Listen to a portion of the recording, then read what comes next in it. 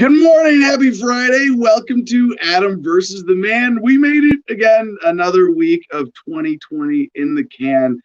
What an exciting week it's been. Coming back from Thanksgiving, catching up on all the news. Quite a week. We've covered a lot here. It's Friday, Open Lines Friday, in the tradition of that great winner of the Presidential Medal of Freedom, Rush Limbaugh himself. Yes, the greatest of all time, not by any standards important to libertarians, of course, but certainly a legend in broadcasting. Today we are taking your calls, and we're gonna make it really simple today. The best caller wins membership in the Producers Club. Yeah, that's it. Best caller. All of our contests are kind of subjective anyway, right? But yeah, check it out. There's going to be a link wherever you're watching this. If you're watching right now and you know that this message is important, share this video. Help us grow the audience. You know that in independent media, we require your support as active, engaged members of the audience to make this show possible. So if you want to support the show as a member of the Producers Club, boom, right there, AdamVersusTheMan.com. Check it out. Somewhere on there is a link to Patreon.com/AdamVersusTheMan. $10 a month gets you into our Producers Club. But today you can call in, and I don't know if you're clever, if you entertain me, you can win membership in the Producers Club. That's right, for free today. The link, our intrepid producer CJ and co-host Comment Jim Freedom will have that in the description, in the notes, wherever it is. It's very easy to call in. You don't have to use video, and I have this beautiful studio set up like we do here at the Garden of Freedom. Still open to sponsorship, by the way, but it really is our Producers Club who makes this possible. If you're in the Producers Club, you also get 15% off your merch and free shipping at the AdamVersusTheMan.com store. Two other critical ways to support the show. Check out our affiliate partner, CigarFederation.com, where promo code Adam10, ADAM10, gets you 10% off your order. Amazing cigars there. I am going to be enjoying one of the JSK Nugs this evening. Oh, what time is sunset in Arizona? I guess I should figure this. I should have figured this out earlier. I would on my phone, but I'm kind of using it right now. Let's see let's ask Google. What time is sunset in Arizona tonight?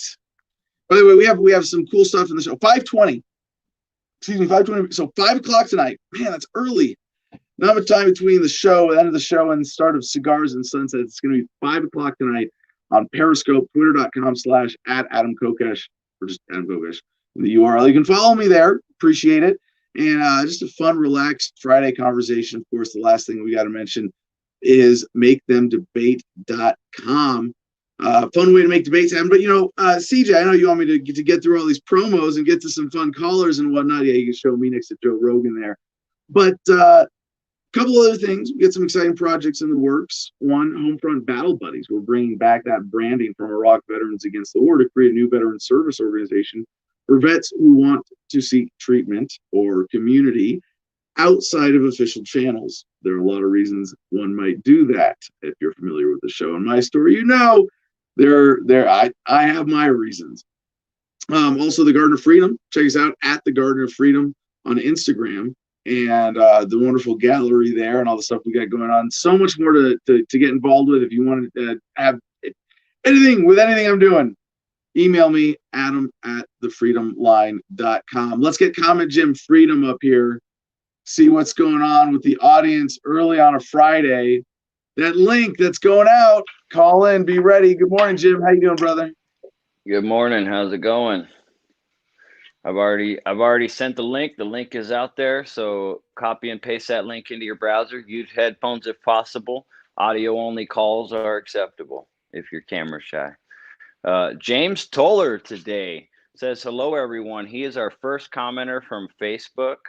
Craig Darty is our second. Happy Friday, freedom lovers. Mr. Baxley says, yo, he's third. Don't Be a Statist came in fourth today. He's usually our first commenter, and he came in fourth today. He overslept it or something. Yep. So, yeah, we got a nice call-in show. The link's already out there. So hopefully we get some good ones. Jim, there is one thing that just kind of bubbled up as the theme in the headlines today. That our first block, news block today is about the vaccines and policy, and it's disturbing. And honestly, I mean, maybe this would be my question for callers. You can call and talk about whatever you want. It is, after all, Open Lines Friday.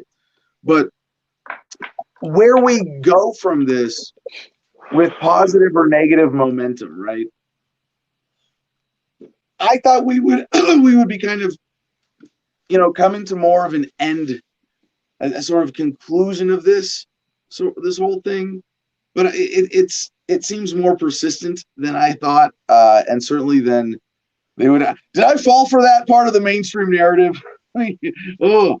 But right now, some of the second wave lockdowns, shutdowns, the policy around vaccines, and the thing I noticed you'll see this when we get into these stories. There's kind of a back and forth. There's now I don't know if this particular aspect is intentional or not, right? It could just be the way things are going with all the other conspiracies around. But we got a vaccine. Oh, but it's only this effective. Oh, but it might have really bad side effects. Well, we're going to have to bribe people to take it. Well, we might not have enough supplies. Well, it might be really good, but it might, we don't know. And it's just the fear and uncertainty of our current situation around COVID seems to have a lot of momentum still. And that's kind of the big thing to keep in mind right now, is that beatings will continue until morale improves. We're going to keep beating you. If you don't get it, there's this. I don't know how else to describe it. Maybe when we finish this COVID vaccine block, these questions will become a little more clear. But I hope that people appreciate what we're doing with Adam versus the Man, is again trying to step back and take the bigger picture of this, and not just give you, well, this is what the mainstream media is saying today and to be afraid of, and this is why they're wrong. No, I really want, and this is how I developed my worldview, by asking these bigger questions. And so today, how does the vaccine fit into the general momentum of the coronaphobia crisis? I think that's one of those bigger questions. Outstanding. All right. Sam Kokesh. Everybody.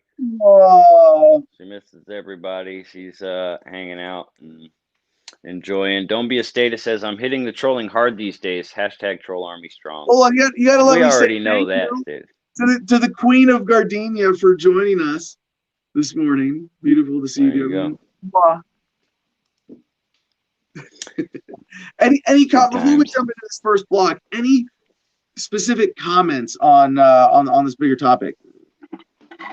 No, not yet. Everybody's just been saying good morning to everybody. Everybody's still in morning mode. Good Friday morning. Everybody's happy it's Friday, I think. So that's good.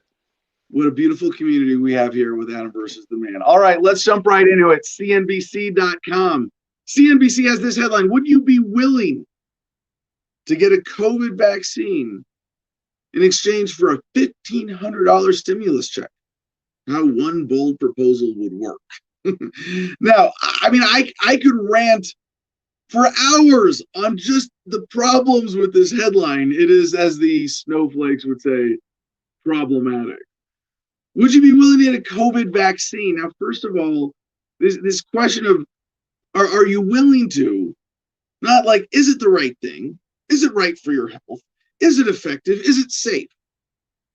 $1,500. $1,500. You want $1,500? I got your $1,500. The thing is, that $1,500, where does that come from?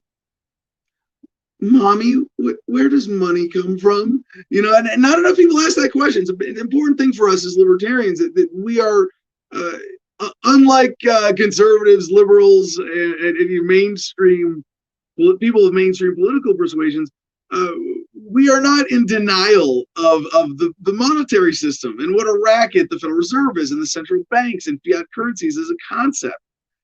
But even without understanding that, you got to understand, like, except for where government has stolen productive resources and is using them to produce stuff, government really doesn't produce anything. I mean, pain, suffering, heartache, frustration, ruined lives, things like that. Yeah, they create, obviously. But does it produce? Where does this money come from? When they crank up the money machine go burr? No, they don't go just creating value. They create claims to value when they create more money, when they print more money, when they borrow more money. They're not. What you have is more dollars in the system chasing the same goods and services, and so this is where you get price inflation. Prices go up, but that's not what inflation really is. Inflation, technically speaking, in nerdy economic terms, refers to the inflation of the monetary supply, the creation of more money. But what does that do? It creates a regressive tax. Yeah, as opposed to a progressive income tax, right? Where it goes up, the more your income goes up, the more you get taxed. The inflation tax is regressive, and it hurts those on fixed incomes the most. So when they create this money, we're gonna print up money, we'll give everybody a $1,500 stimulus check. Oh, and by the way, don't mention, hey, mainstream media, don't mention that we, the government, are also going to give, 5 or 6 times as much money to corporations and banks and all of our other special interests at the same time. But even without all of those more intricate features of our government economic monetary system, all you have to know is that they're bribing you with your own money to do something that is going to be bad for your health in order to come up with the excuse to pay off their sponsors. Remember, the purpose of government is to keep the rich getting richer and the rest of us relatively poor at the expense of the rest of us. Not what they say the purpose of government is, the actual purpose of government. So in this story, Americans are eager for more one-time stimulus checks. Hey, you know how we've gotten a dozen of those one-time things? Can we get another one of them? Yeah, okay. Well, it hasn't been that many. That would be nice, right? If the government, and I'm not saying don't take government money. This, by the way, this came up in the Producers Club chat because someone was saying, screw this.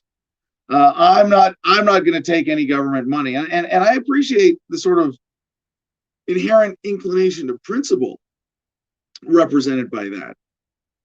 But first of all, you're not taking government money. You're accepting some of your own money back that has been stolen from you. And even if it wasn't stolen from you because you're capable of avoiding taxes, it was stolen from you in sales taxes and in the inflation tax and all the hidden fees, fines, and costs of government embedded in everyday life, and your potential that's robbed from you by the regulation. So I'll actually quote this. Someone in our Producers Club, I won't name him for this one.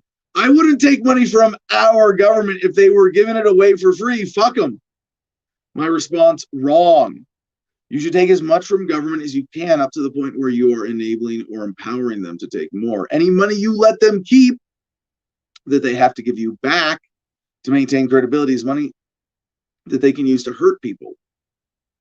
I don't want government to hurt people. I don't want to make their job any easier for them.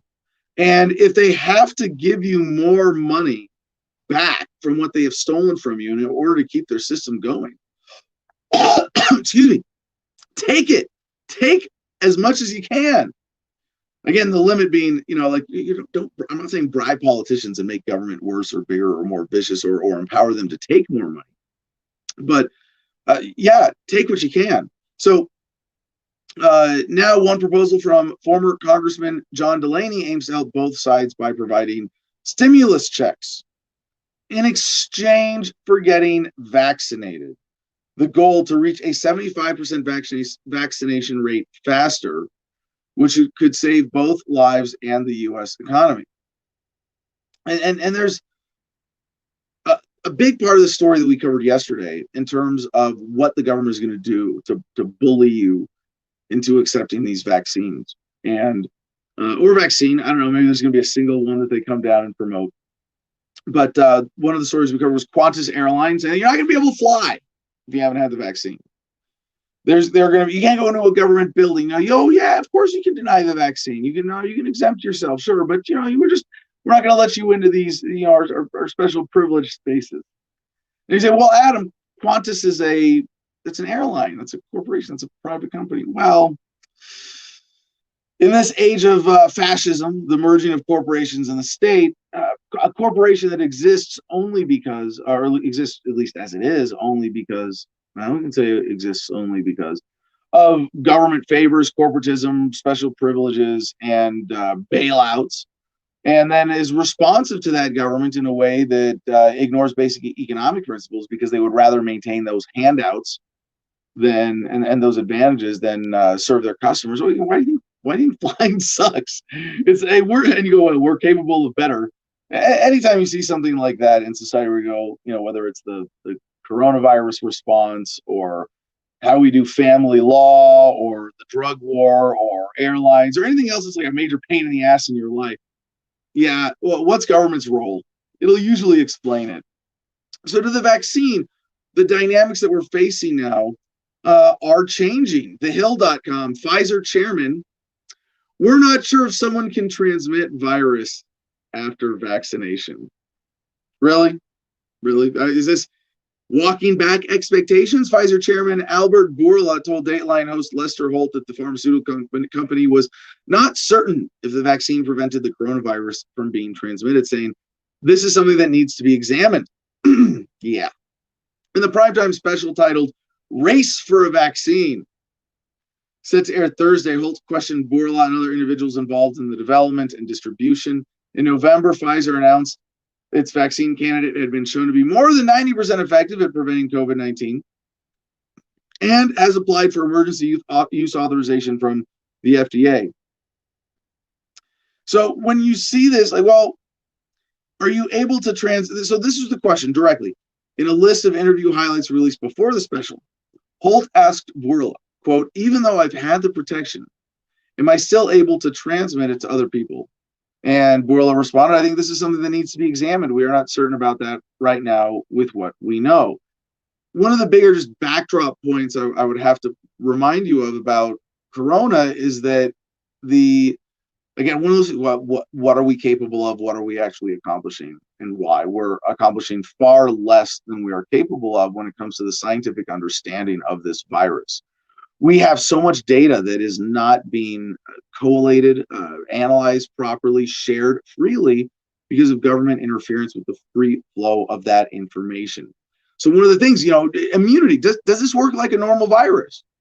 And I think back to just, Bio 101. How do viruses work? Well, you get a virus, your immune system responds, and then those antibodies are in your system. And if your body is exposed to that virus again, it immediately relatively meets those antibodies and is not a threat to you. And the vaccines work by giving your body something, a piece of DNA, RNA from the virus that causes the immune system to create the same antibodies without giving you the virus. But that often creates an immune response that leads to significant symptoms. And one of the stories, again, we've already covered this, where the cure is worse than the disease, not just in the policy, but the cure itself. And what we've covered, and again, it is even here where I want to say this is something that fits my narrative. Here's a fact that reinforces my worldview. That the vaccines could be really bad. I haven't seen numbers on that. They put out these stories and they leave out the numbers that allow you to put the things they want you to be afraid of in perspective. So does this work like a normal virus? Does this work like a normal vaccine? When they're trying to say, well, we don't know, or maybe not. It seems like a dog ate my homework kind of excuse. Really?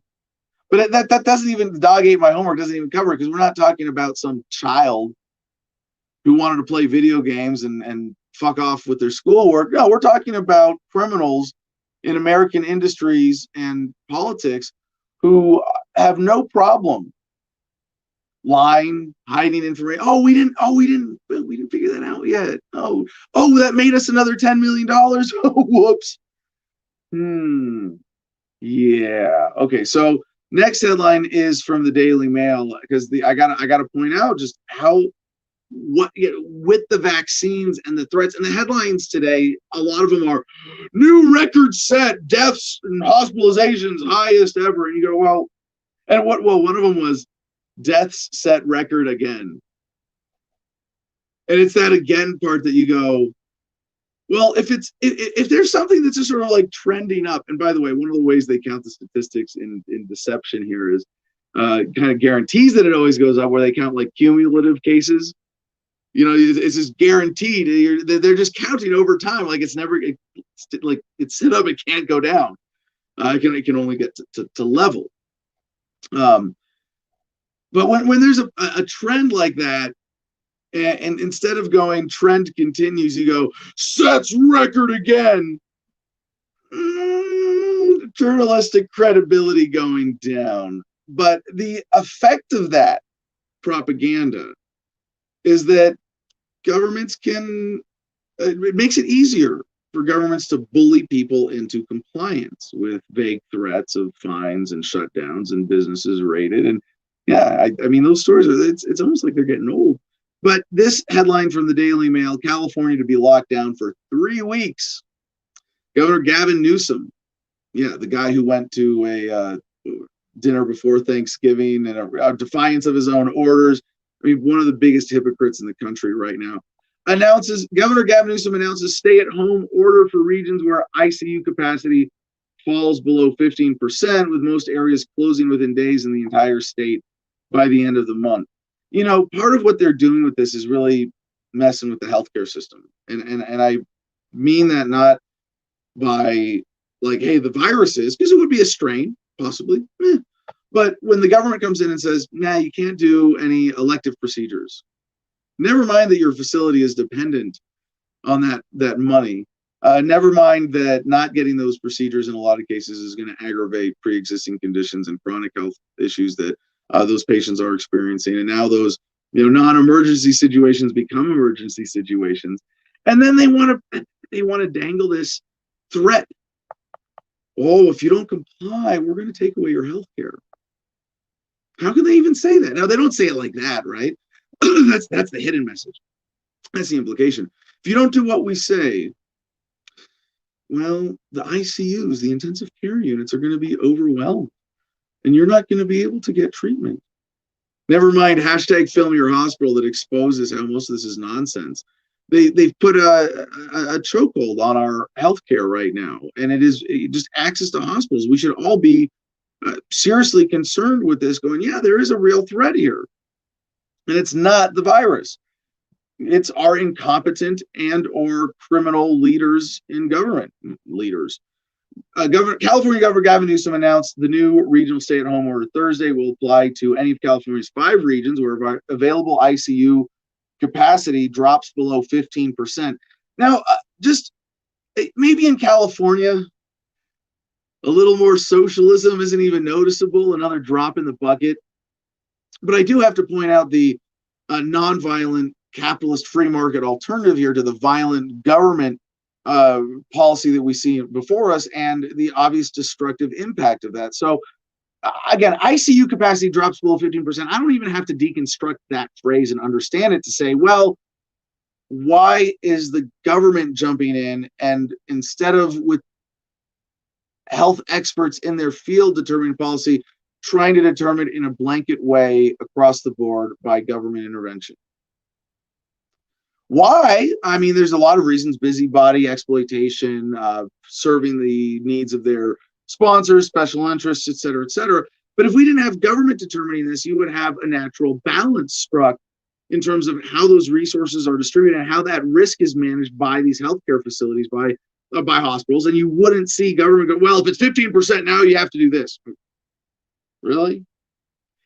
And if you don't, it's not just a suggestion from government. If you don't, you go to jail. That's the violence. That's the coercion behind this. And again, it goes so much deeper, but I would hope that in this whole coronaphobia crisis, that nature of government, that fundamentally evil, destructive nature of government is exposed, or that people recognize it. None of the regions are at that threshold, but Newsom said 4 are expected to reach it in the next few days, just to make it a little more complicated. Announcement comes after state broke its record for daily new cases on Wednesday with more than 20,000, a record 9,702 people are currently hospitalized across California. 2,147 are in intensive care. This leaves the state with fewer than 1,800 available beds. The bottom line is, if we don't act now, our hospital system will be overwhelmed.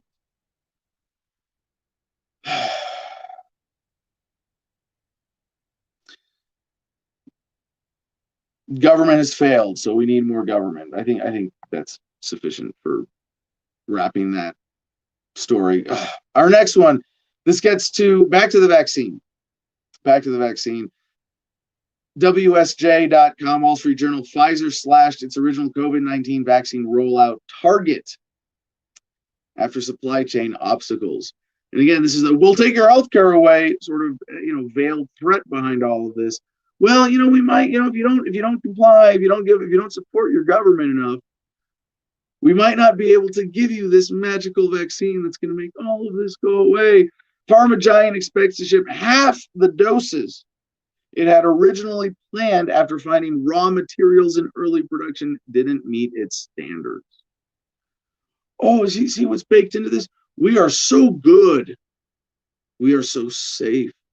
We have such high standards for what we would ask you to put in your body that we have to reject what we have today. But you know what? Because of that, you have to help us more subsidies, more kickbacks, more favors from government to Pfizer, which still expects to roll out more than 1 billion doses in 2021 as originally planned.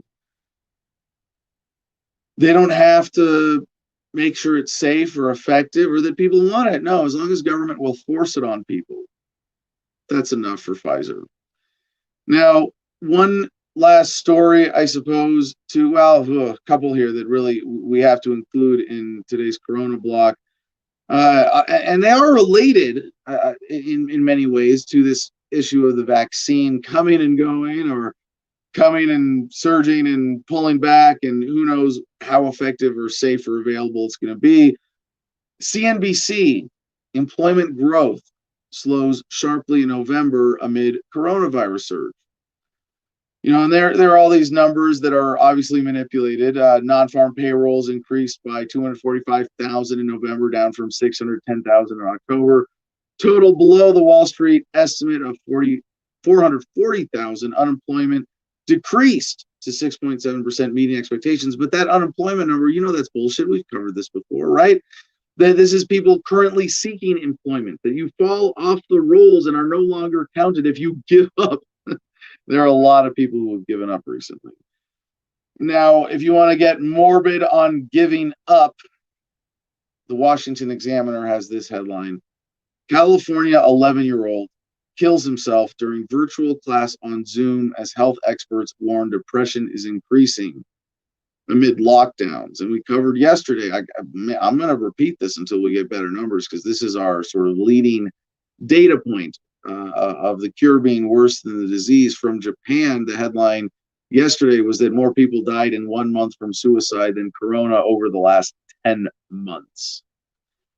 Yeah, so an 11-year-old boy in California shot and killed himself during a virtual class this week. Local authorities confirmed that the boy shot himself when his camera and microphone were off during a virtual class on Zoom in San Joaquin County on Wednesday. His sister, who was also home learning remotely, found him and alerted a neighbor and her teacher. Authorities found the boy with a head injury and took him to the hospital, where he later died.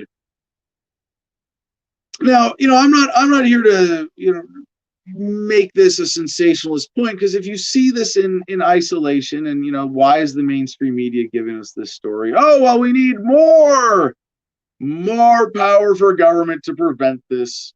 We need more mental health experts on the government payroll so that we can manage this whole school from home situation that we're forced to be in because of corona. But I read a story like this and I go, well, what's the bigger picture? And I don't even want to, like, this could be an isolated incident. I kind of know that it isn't. Not that there's a wave of child suicides right now, but it is up, and there are a lot of factors contributing to this. The stress and uncertainty that we are subjecting children to today is unprecedented, and yes, there is going to be an effect. And I hope that this calls for two things, really, or leads people to two bigger conclusions. One, that this system is fucked, that what we're doing to our kids now is inhumane, and it might not be worse than sending kids to government-run schools, but allowing the government into our homes to uh, miseducate our children is creating a whole other layer of mental strain that needs to be examined. So I hope that, if anything, we look at this and we go, you know what, we really need to start listening to our children, and looking at these consequences beyond the fear that the mainstream media would want us to take as the lens through which we see all of these things. Finally, to wrap up our COVID block, this headline from NBC News is on Facebook, where it was shared to us in our producers club. Facebook bans false claims about COVID-19 vaccines. Facebook says it will remove false claims about COVID-19 vaccines that have been debunked by public health experts following a similar announcement by YouTube in October. This is what your dystopia looks like, people. You might not notice if you're not ready to see it. If you fall for this thin veil that they have put on top of their bullshit. Facebook bans false claims about COVID-19 vaccines. Again, just the headline. I could rant about that. I could pick it apart for hours. But let's try to get to the heart of this. What's a false claim? Who is it? Who's the arbiter of truth here? False claims about COVID-19 vaccines could be said to be constantly perpetuated by the mainstream media when they contradict each other from day to day. They're not going to ban that. That's not what they're talking about. Debunked by public health experts. Now, there's a lot more to this. And again, following a similar announcement by YouTube in October. This is why we're not broadcasting on the old Adam versus the Man YouTube channel /Adam Kokesh, because we've got strikes now. We've been banned simply for challenging the mainstream narrative of COVID. But even worse than that, if you point out that there are contradictions, you are inherently showing something that is a false claim.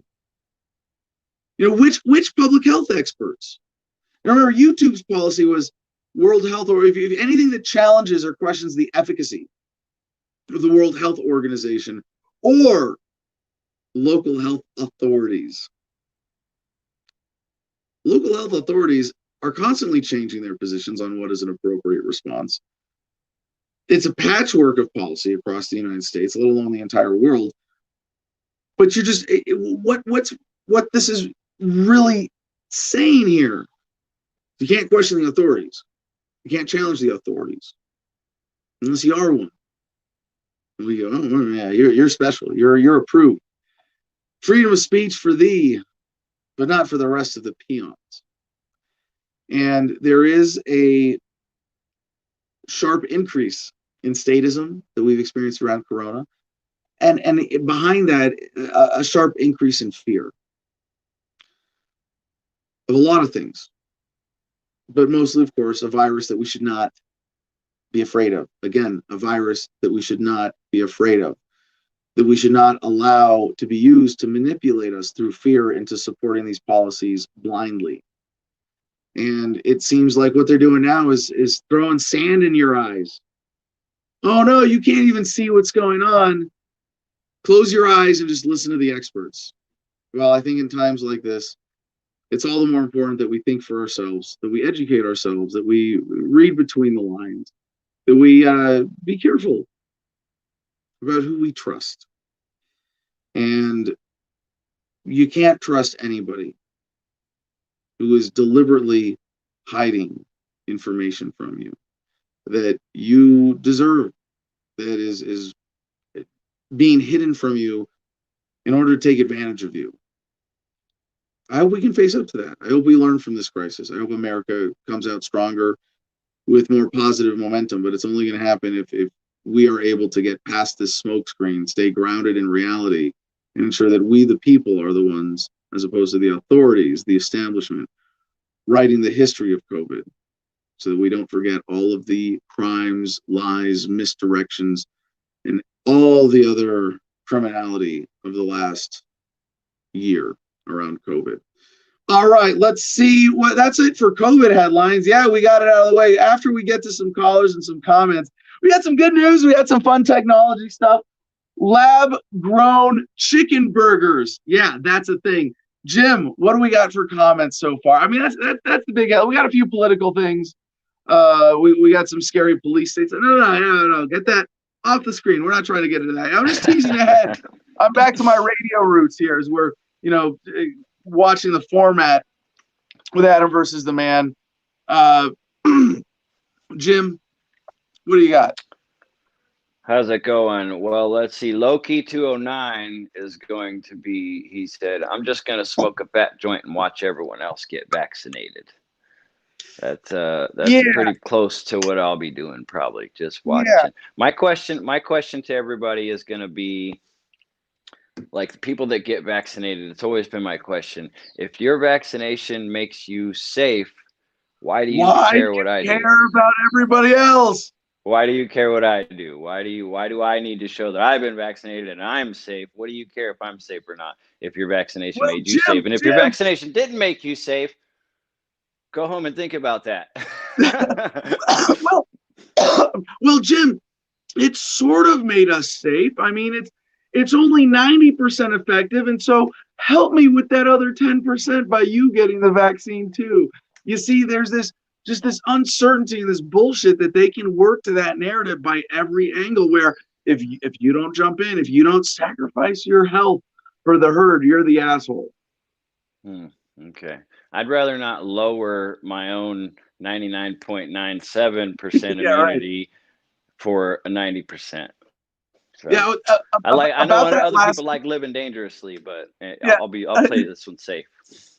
About that last comment, two just really critical takeaway, or two things I got to include with this discussion. One, it does look like federal employees are going to be the first ones to get the vaccine. That's federal employees, and I hate to say healthcare workers, unfortunately, too, might be among the first groups. But if federal employees are the guinea pigs for this, okay, I hate to say, if anybody deserves it, it's you. But the ultimate practical takeaway, and I want to say this is the critical practical advice for our audience. Even if you think the vaccine is the right thing for you for whatever reason, don't be in the first wave.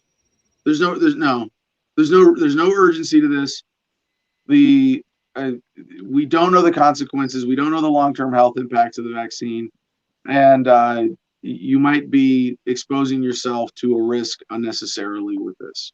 CJ? Yeah. I just had to throw in my 2 cents on this one because I think it's very relevant. We both know, well, I think we should all be aware at this point that the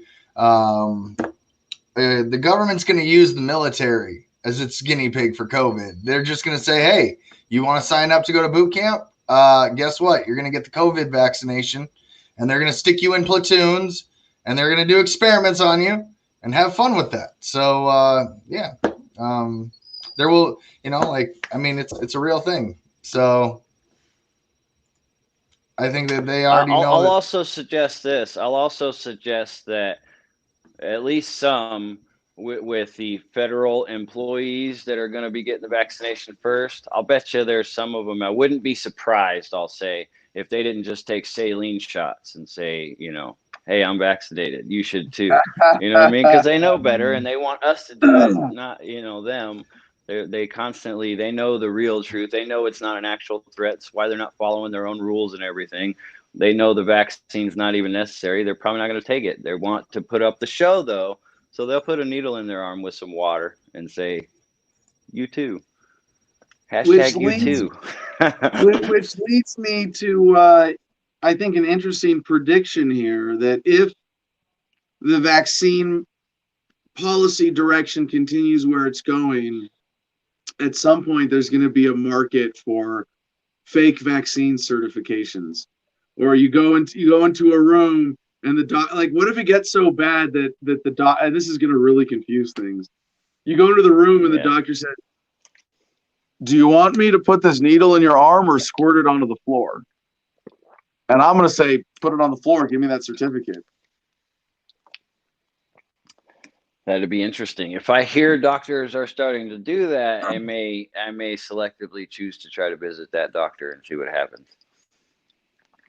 Well, the other thing is, with this vaccine, now they are, with the pressure behind this vaccine, they are imposing a new dilemma on a lot of doctors and patients for whom the side effects of the vaccine represent a significant health threat. You know, and it's probably going to be a bigger percentage than people for whom COVID represents an actual threat, you know, with the 1% death rate. We're not even talking about death rate anymore. It's like the manipulation of the statistics is overwhelming. And, you know, I hope that what we're able to do with this conversation is kind of cut through it. Anything else on vaccines, guys, or comments on this? Because I forgot, we have one other critical caller coming in early on the show. We have Mercedes joining us for an update on the cannabis debate currently happening in the U.S. House of Representatives, of all places. Federal cannabis debate. Yeah, that'll be a good one. Nothing left on vaccines, but just a couple of quick ones. We got Joey Lee, our friend G.I. Mary Jane, checking in. Good morning from Slab City. Feeling so many levels of hashtag freedom out here. She loves the Slab City. I've never been there myself, but I've heard a lot about it from her and Nomad Mac and the few people we've known from there. So I'm gonna check it out one of these days. What's Slab City's COVID policy? Are they mandating masks there? That's a bad joke. I highly doubt it. That's like asking, what's the COVID policy of the BLM riot over there? But Slab City, I do want to go visit. And Jim, you know, and it's kind of on maybe you want to call it an Adam versus the Man bucket list, but one of these days we get more organized here. Hopefully you and I can do a field trip and maybe do a show from Slab City. That'd be awesome. And for those of you who don't know, look up Slab City if you're curious. It's a cool off-grid independent community in the Southern California desert. Yep. Well, hey, I do have one more thing on the COVID because we might as well just get it out. That Dateline NBC story, the before and after, when it starts with like they're starting like this and they do this whole run.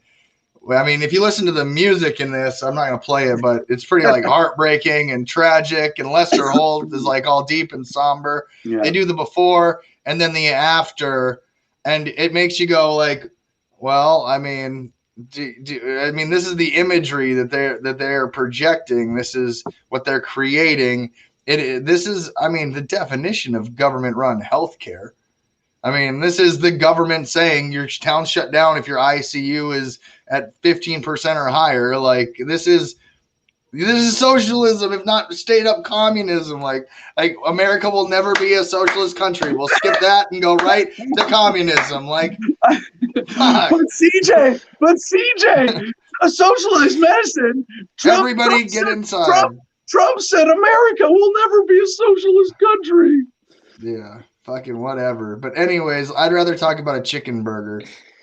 All right, well, let's get to our first caller. Is Mercedes there? We have an update from our debate manager, Mercedes Dambrotowski, calling in from Nebraska, who is watching C-SPAN live so that I don't have to and you don't have to.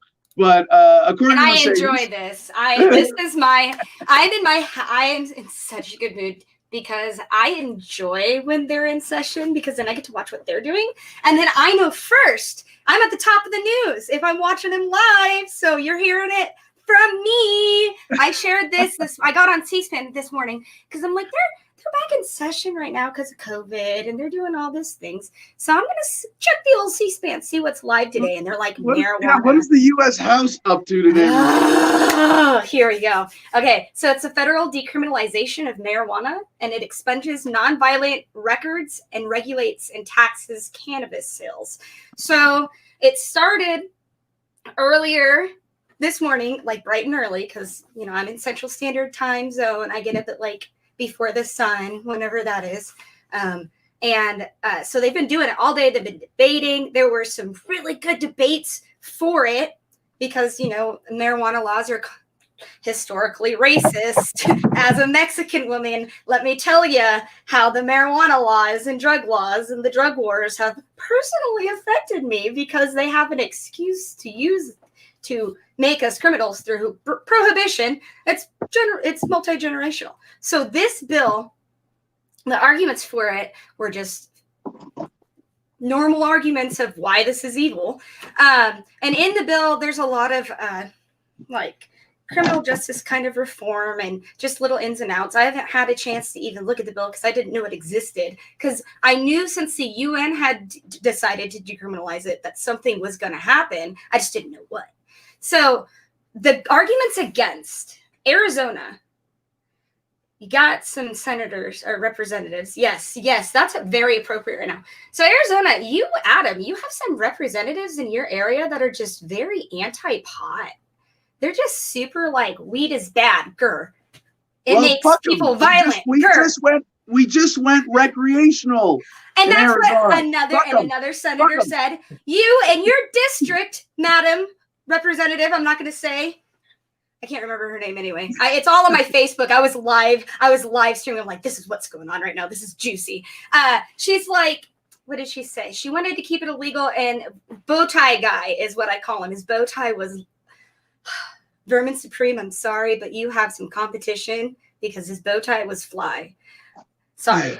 So he was like, 60% of your constituents overwhelmingly voted in support of marijuana. And you're sitting here telling me that this is bad? Like, your constituents already spoke, lady. Like, you don't get an opinion anymore. You're not listening at this point.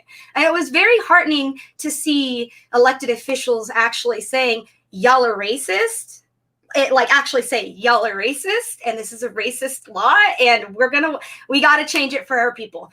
The number one deflection because the GOP likes to employ debate tactics, which are related in. Sorry, they're talking. They're still why are we debating decriminalization of marijuana when we have COVID problems? Okay, why did you just nix the COVID package? Not that I'm for any of this government funding. As a principled libertarian, none of this is sitting kosher with me because they're talking about money and taxes and regulation, which is why I'm going to give props where props is due. Adrian Smith of Nebraska, my representative, got up when he was ready to speak, and he didn't say anything about marijuana. He said, hey, the taxes and regulations aren't actually doing anything for decriminalization. Well, hold on, Mercedes, before we get on to the pro side of this. Yeah. This was digging taxes. Yeah, well, I want to examine some of the opposition to this, because it's interesting. Like you point out, some of our reps in Arizona are still taking the anti-pot position, despite our state having just voted overwhelmingly to go recreational this year. And they're just trying to fight it still. They know they're losing and they're going down with the ship. Well, hold on just a second.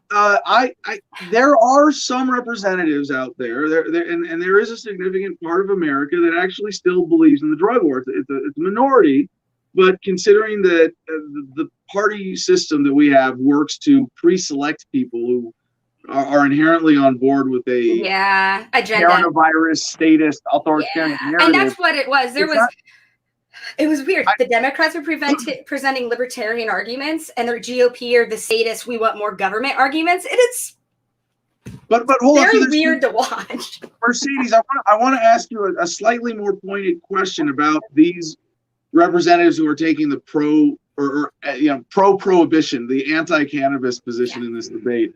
Because when I think about some of the reps in Arizona where maybe their district didn't vote that way.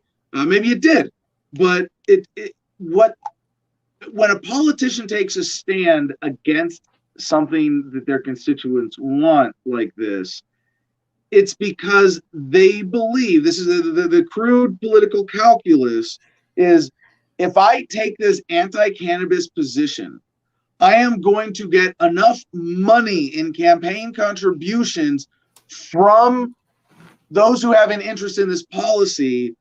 It's going to be enough. I'm going to get enough money to beat the competition politically, to buy negative campaign ads, to whatever it is, to manipulate the process. That's going to outweigh this. Or I'm getting some bribe and I'm out of here. I'm retiring, or whatever the case may be. There are other considerations. Or they lost their election and now they're going out with stick into their party principles. I don't know because I didn't look at the people talking. But then the other right. So then the what I'm hoping though comes out of this is some major discrediting of bullshit artists. That's what it looks like. What's aside, because you can say with a straight face, hey, let's not talk about cannabis right now. Can we focus on COVID? And that was the deflection. That was the counter argument. But in and of itself, that's not a discrediting point. But if you come out and say, cannabis rots your brain and is bad for your health and is going to make you fat and lazy and stuck on the couch. It makes you violent. It creates crime and poverty. Sorry, if drugs are legal, you're going to be poor and in jail because it's going to make Black and Mexican men want white women. There's got to be some silly anti-factual, anti-science statements being made on the House floor right now. As a Nebraskan who still has it illegal here, let me just say, these are the arguments I've been fighting all year during my own campaign. So, can we get a highlight reel when this is over of every politician who we need to know to make sure it doesn't get reelected? I have what I call an EU list. It's an EU. Like Representative Jordan from Ohio. He's on the EU list. He's EU-y. He's not. I don't like him. No. All right, so right now the vote is 222 yay and 163 nay, with 46 votes that have not voted yet. So now just to put that in context, because we still got to go to the Senate, still got to get signed by the president. But you're saying it's looking like overwhelmingly the U.S. House of Representatives is essentially passing national cannabis decriminalization. Yes. That expunges nonviolent records. But before we get to the bill, we're finishing up the negative side of this. I don't want Does Donald Trump have anything to say about it? Give me all your money? I don't know. No, seriously, has he or the administration weighed in on this debate recently? What was the last thing Trump had to say about cannabis? Let me go check his Twitter right now, actually. Let's go stalk the president on Twitter. But another debate point, though, and about the bill that's negative, positive, negative. Our representative here was like, hey, this taxes this area now. This overregulates this area now. This is shifting the burden of criminality into the industry now because you're overregulating. And I was like, God, I can't even argue that because it's true. And then I remember how there's a coin shortage in America and there's just paper money and the Federal Reserve is like, we don't know where all the money is. Like, it's just gone. It vanished. If you've ever been to a dispensary, you know it's cash only because it's still federally illegal. So any money you use is technically black market still. So all of that cash is now in reserve within the marijuana industry. So it shifted the power of the reserve from the U.S. government to the marijuana industry. The marijuana industry is worth how much money? And that's all physical US dollars and currency. They're funding their own banks and private towns. They privatized it. They decentralized the US banking system. Just quick historical background on that. One of the ways that the cannabis industry has been resisted by the establishment is denying them access to the banking system. Mm-hmm. So what happens when you have a rebellion and they're like, we'll take your money, we'll spend this cash on local infrastructure, and we're going to gladly our account. And we're going to be volunteers about it because we're high and happy. So we're going to fix the roads without the government, and we're going to have our own banking system without the government. And unless you come and raid us like you've been doing, you're not going to get this money back unless you do what we want and you legalize it like it should be. So the power shift finally happened in the dynamics of the currency in America. And that brain nugget occurred on me because I talked to my grandpa earlier, actually at the beginning of the show. And he was like, yeah, money's talking finally. I'm like, God damn, Bob, you're right. Vietnam vet who is not, yes.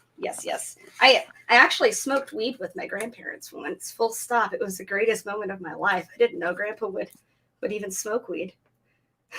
It was great. One of the most dangerous side effects of cannabis is that it allows you to see the future. It does.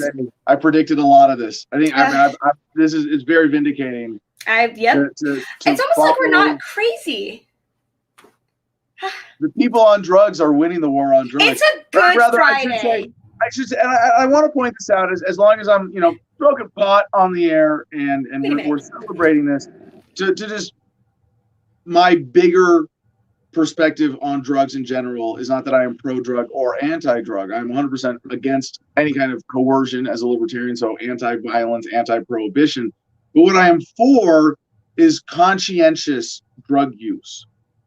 Not based on addiction or law or external incentives, but what actually makes your life better. And we all do drugs. I've never caffeine, alcohol, nicotine. Hey, look, it's a legal drug. You want to be silly about it, but we all do things to affect our brain chemistry. Let's step up and do it conscientiously in an empowering way.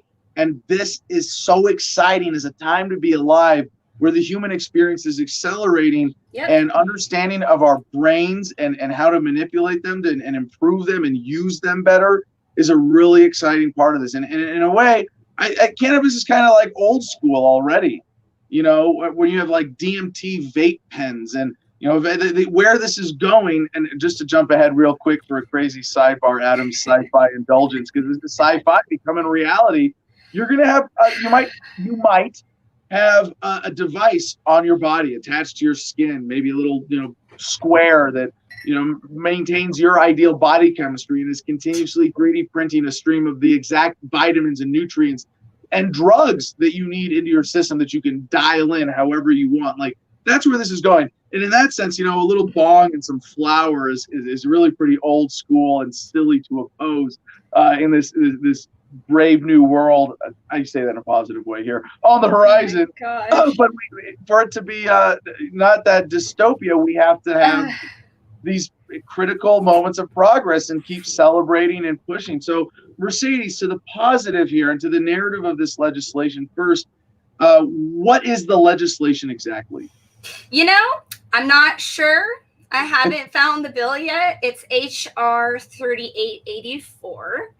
I need to go back. I need to go and look for real because I know there are going to be little things that have been what are the critical bullet points in policy change here? They're expunging nonviolent records and regulating and taxing sales. And because of the decriminalizing on the federal level, that means that we can't get in trouble. So Ted Danson with the comment adds here, it ends policing for profit.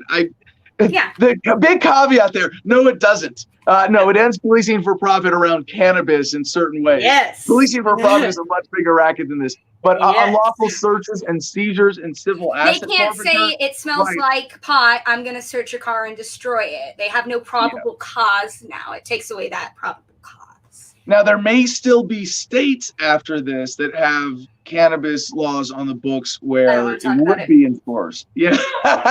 Thank you, Nebraska. Actually, though, I know of, but here's the thing. Texas. Yeah, here's the thing, though. In Nebraska, there are counties that their police force are not enforcing the laws. One more personal note I gotta interject here.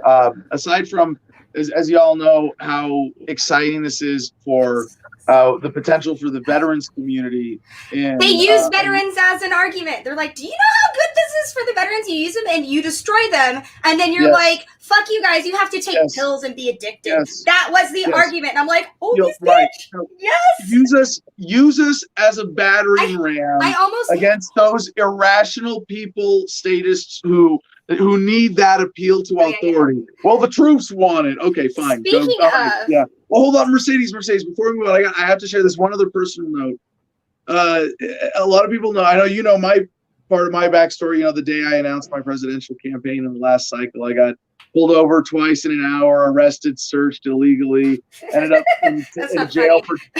Yeah, no, it's hilarious. It was always hilarious. Tragically at points, but always hilarious. But no, I ended up doing 10 days in jail in Texas and faced 4 felonies and a misdemeanor and beat them all down with the religious defense to $180 fine, basically. There's a little more detail to it than that, but I'm not facing felonies. Long story short. For some, and I don't know I don't have a lawyer. I'm defending myself in this one. I have lawyers in other cases representing me, but this one I wanted to handle myself. My lawyer might tell me not to say this if I had one, but right now there is a warrant for my arrest in Texas for a failure to appear for a cannabis misdemeanor charge that was a part of this that I think, I'll say for the record publicly, is due to their clerical error, because this was all supposed to be handled together with the last round of bullshit I dealt with in Texas. But now I'm like, oh, really? You got a cannabis charge? Fuck you. I'm going to stall until this shit's legal. And then what? And now in all these states, even if they can come after you, they are going to, I hate to say it like this, but they're just going to look so silly. Like it's not federal law that your state is defined to be legal. It's federal law that your state is contradicting to make pot illegal. Yeah, I'm in Nebraska, so that's my only argument for the pot being illegal anywhere right now, is that I'm in one of 3 states that didn't vote for it and use money to take it off the ballot. No. One thing I would have to point out in understanding too, remember that that this might be a big shift, but it's still incremental in its nature, in the sense that it doesn't go take any it's a single step at a time still. This is a big one. But when they say expunge all records, for example, nonviolent. Nonviolent. You got to put that in there. Right, That's very specific. Cannabis, all cannabis possession, not anything to do with cannabis. Yes. But it's probably only going to be federal records. I think I'm making that assumption. I think it's pretty safe that the U.S. House is not going to be able to pass a law that tells states how to. No, absolutely not. This does not dictate what happens on the state level at all, but it guides the states in which are holding out still and how they can change their laws, because Nebraska is notorious, because we're the unicameral, to do the least amount of work in government as possible, which is good. We have a part-time legislature. I'm great with that, okay? We pay our senators $12,000 a year. That's still too much, but okay. I agree, but that's like, okay, compared to the rest of the country, we're doing great. So we follow Fed regulations. We have legal hemp production because the federal government passed the Farm Bill. So like states like mine, where we are dependent on the Fed. Oh, fuck the state.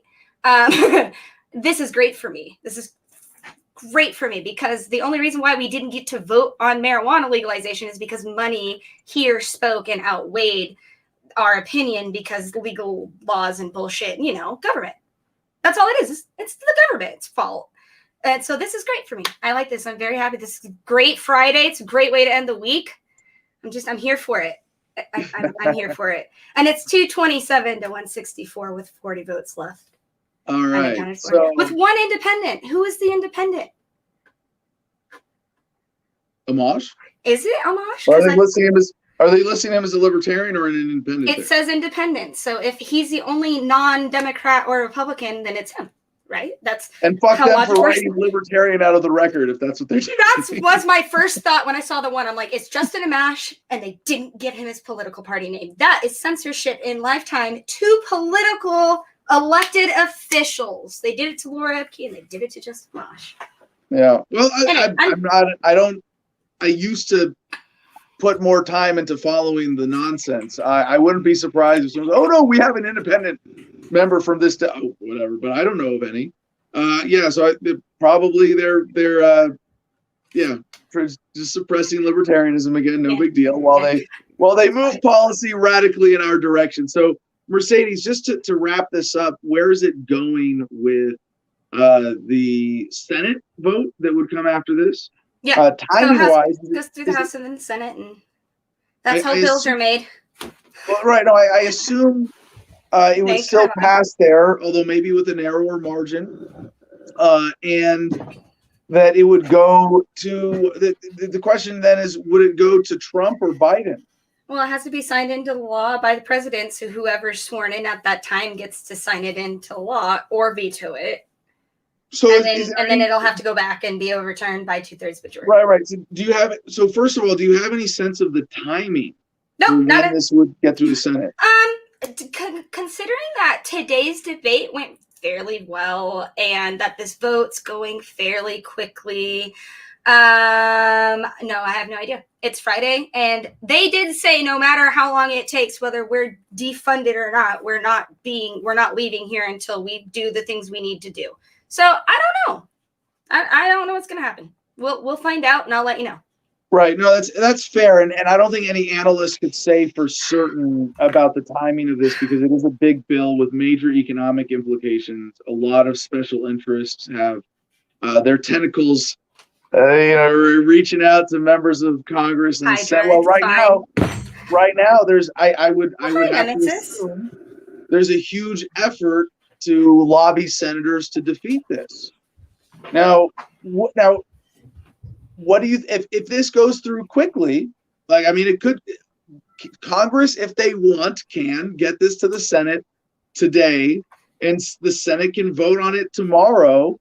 And I guess if they're not in session, they wouldn't call, they could call a special session if they really, really wanted to for this, but they could have it, today's Friday. I don't know if Senate is scheduled for Tuesday next week, but easily administratively they could have it on the president's desk within a week. They could even have separate bills and have them reconciled as their process, where if the House and Senate vote for slightly different versions because of the amendment process on the same bill. But would Trump sign this?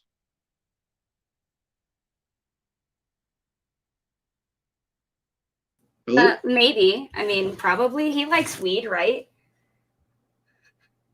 Sorry, CJ put me full screen and I ran away. So this is Nemesis. She's an official libertarian puppy. Hi for the outright libertarians. And Spike Cohen's god puppy. Yes, he wanted to steal my dog. I don't know. I would assume whoever is president. I think. I don't want to say Biden wouldn't sign it into law if we waited for him to be the president, in late January, if that's how long this is going to take. But I don't know. I have no clue what the government's going to do. So we have a guest or a caller backstage. All right. Well, yeah. By the way. All right. I know. We have another caller on the line. Yeah. Mercedes. And I like him because he is also a veteran and also an activist and also super cool. I got to go. They're calling me. What? What? Getting lots of accolades here. How about that? Well, Mercedes, I think like a mainstream TV network on election night, we can call at least the House vote on cannabis in favor of cannabis. Yes, it's still 227 to 164 with 40 left. Technically, there's no time remaining either. So technically, 94, 90. So with 34 Republican votes out still and 5 Democratic, I think even with the 34 added to the 164, that passes no matter what. But I don't know how to do math quickly in my head right now because I've had this much coffee today. Okay. And it's Friday. So I YOLO. I'm gonna go do things today that are in the real world. Oh, they're announcing it right now. All right. Live on Adam versus the Man. Hold on. The U.S. House votes for cannabis legalization. We're calling it. It's on the table. What's happening now? Here, I shared the screen. I don't know what's going on. Oh, this is great. I love it. Maybe it's. I'm just kind of. Oh, Nemesis wants to join the feed. I'm sorry. Yeah. I don't think anything's gonna happen though. I think I missed it. So I'm gonna stop sharing that, and then I'm gonna go away now. Is that how this is gonna work?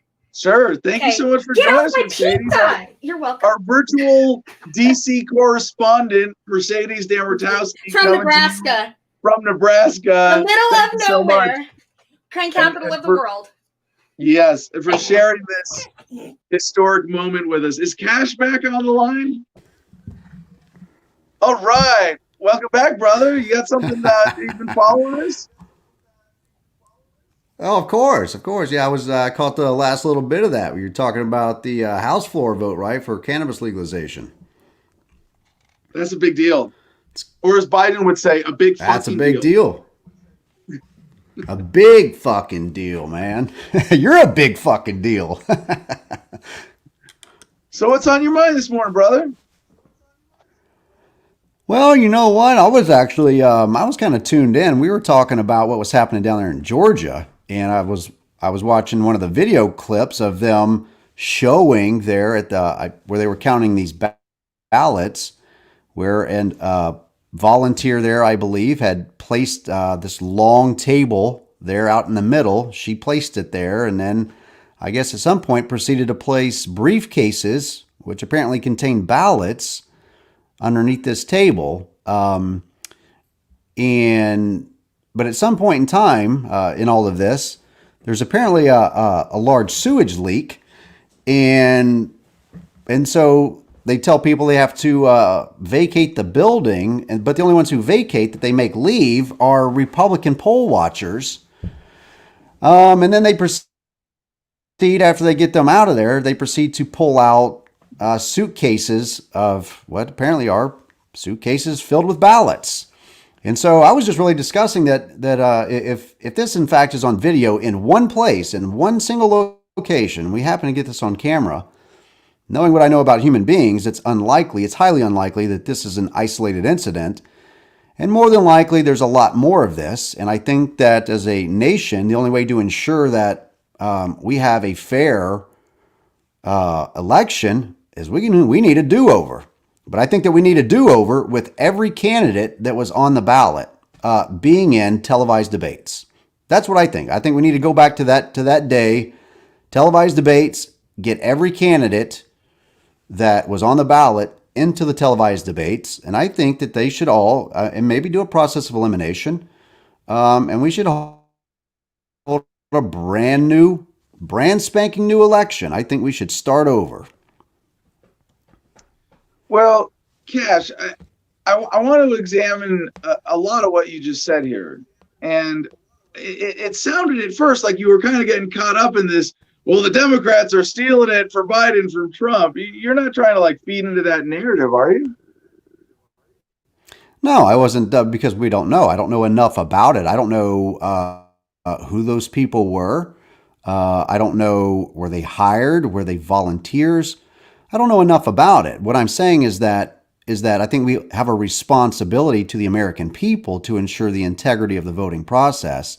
And if there's one example of this, the likelihood of there being more is probably pretty high. So would it do us any harm to hit the pause button for a moment, go back and see, do any of these other facilities have any video recording capabilities and equipment? Is there security footage reviewed? How does that work? I've never asked these questions, Adam, about, you just kind of assume that the people that are running the process, that there's some sort of security measures in place there. And clearly, well, I mean, if they can get in and haul out briefcases of potential ballots, I don't know, man. It makes me wonder, did the American people, and you know as well as I do, we're already getting a raw deal, right? We already know that it's rigged. We're regurgitating this to people who already know this part, right? I'm saying for the average person out there who, they don't subscribe to the same beliefs we do about how the system's already rigged against third parties and independents and the like. They don't understand those ballot access laws. But this is something that the average person can digest and go, yeah, that's wrong. I mean, if there's some indisputable evidence that gets brought to the public here, I think we've got an obligation to hit the reset button. Well, first of all, I mean, I'm 100% with you that would be a good thing. That if we could snap our fingers and say, use this as an excuse to go, no, revote it, take it, do it all over, and this time let Jorgensen in the debates. Yeah, that sounds awesome. I'm not, I don't want you to get the idea that I'm opposing that at all. But with a lot of that, there's something about what you said there that reeks of statism, and maybe it's because you're creating this message to appeal to people's existing assumptions about government, and instead of challenging the premises I would like to. in the first place, right? So I have this long Socratic dialogue already planned in my head for you right now to pick this apart and be like, do you really think, and go with and what I but I'll start large surface and work your way down. Well, start large surface and work your way down. Because we got to make sure that, number one, there's no miscommunication here or no misunderstanding about my position. So I got to know first, what is it that is anything statist about? Is it because of the election process itself that I said to redo that? You got to start right there and then work your way down. Well, to digest it all, right? First to get to the meat and potatoes. Maybe you interview me then. One thing about this is you're saying, for our criminal government, which is really, I think we would agree, fundamentally criminal, not just infiltrated or there's some bad guys, like fundamentally, conceptually, it's a criminal government, right? Agreed. Agreed. And I would agree. And what you're saying is, when we're picking our criminal leaders of our criminal government, we should have a crime-free process to determine who those leaders are. And you go, wait, but you're, I think you're missing something there, buddy. All right. Well, you would have to proceed, I guess, with your position because of course you ran on a platform of abolishment, right? Complete and total abolishment. Well, actually, if that were the conversation. Hold on, if I may sidebar on that. We use the term abolition originally because we thought abolition of slavery, great connotation, right? But not only is it too dramatic of a term, it's not actually accurate to describe the policy, which was bankruptcy and a peaceful, orderly dissolution that would preserve a lot of elements of the federal government as nonviolent, voluntary entities that would either be public trust or spun off or localized to the state. So it really isn't abolition. Like, here there's slavery, here we've abolished slavery. Here's the federal government. Here there's no such thing. Well, we're actually repurposing and reorganizing a lot of the elements. But it was a fundamentally different restructuring and elimination of unneeded. Okay, fair enough. Okay, so so to me this sounds like fighting over, rearranging deck chairs on the Titanic, if I'm being optimistic, right? Oh yeah, we need it. And I get what you're doing is making a bigger point and saying, like, if that was the thing about that, let's revote the election. Is it realistic, like, that we would actually build a critical mass or get our government to take that endeavor on? No. I mean, it's possible, but I would say extremely unrealistic. And I think. Oh yeah, no, of course. Is it unreal? No, I don't think so. I don't think it's unrealistic for enough people to say. I think if there was enough public outcry, right? I think that. But you know what? I think it would be a lot of fun. In my personal opinion, if the independent masses, those who just choose to sit out election after election and they don't get involved in the politics. Now, we can discuss and debate the criminality of government and state overreach. I mean, I'm going to agree with you probably around 99% of what you have to say there. But within the current structure that we have, I think that there is a sleeping mass of people who do and are getting fed up. I mean, you've got guys like me and you, veterans, openly defying, federal laws, smoking pot on live feeds. I think that there is a movement, an undercurrent in society of people going, you know what, fuck this, man, this is stupid. You know, they're not wearing their mask. I see them, you know, you see these guys in like Walmart. I see them all the time and we lock eyes and we know, yep, I'm not wearing my mask and he's not wearing his mask. And it's like a known, you know, like, it's like, I like you, man. You know, I like this guy. He's challenging the man. He's doing what you do in their own little ways. And I think that there is an opportunity to really teach and re-educate about the role of government while moving things backwards and rearrange. I mean, you're right. It's a great analogy that we're rearranging chairs, you know, on the Titanic and it's sinking. But I think that if, you know, if people would have had a clue before they hit that iceberg, they would have saved a lot more people. And so I'm not looking to, you know, try and prevent all the carnage, just save as many as I can. Right. Well, I'm going to bring it back to the immediate teachable moment of the 2020 election that is being drawn out to draw out our window of opportunity to talk about these things as libertarians. And it's a great, it's a great conversation. It's a lot of fun. I think it really is a critical teachable moment because I kind of see the snake eating its own tail here.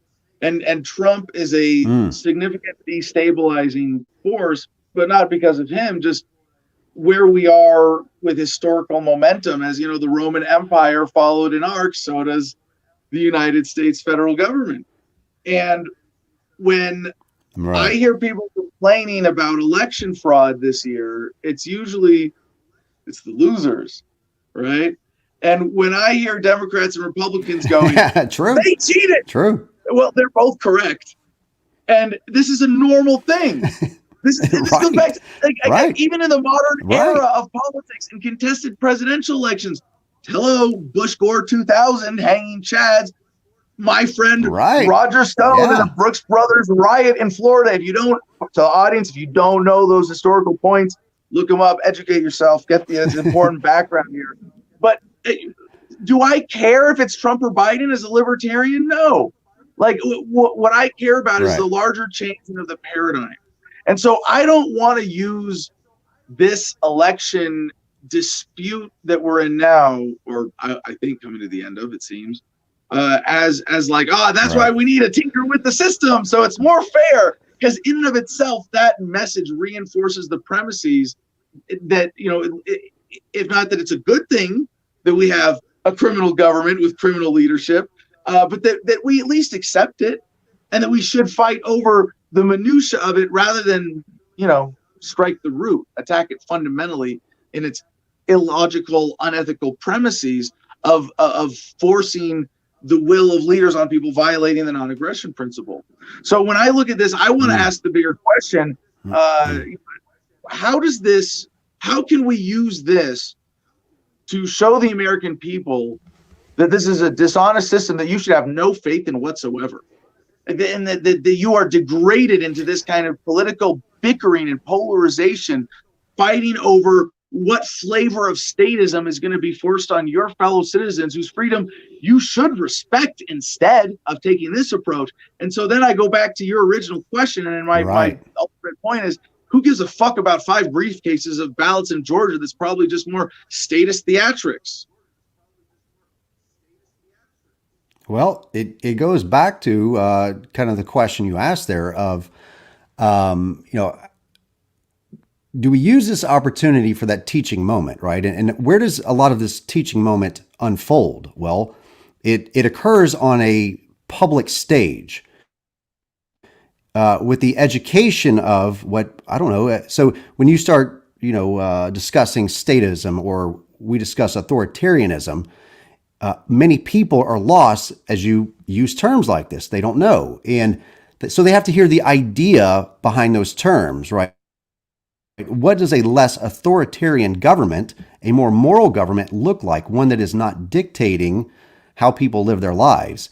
If we don't have the opportunities, the same as Republicans and Democrats have, to discuss our policies and how they would rectify these things and not expand the issues, i.e., piss poor foreign policy, sending our troops overseas for corporate interest, and how that is systemically impacting the American people in their economy and their daily lives.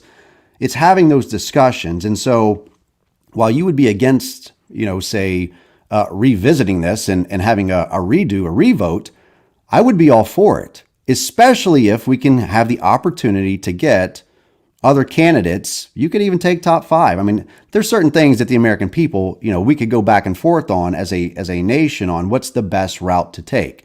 Yeah, I agree with you about the criminality of the government and that you're just picking, a different version of poison, right? Whenever you're just selecting R or D.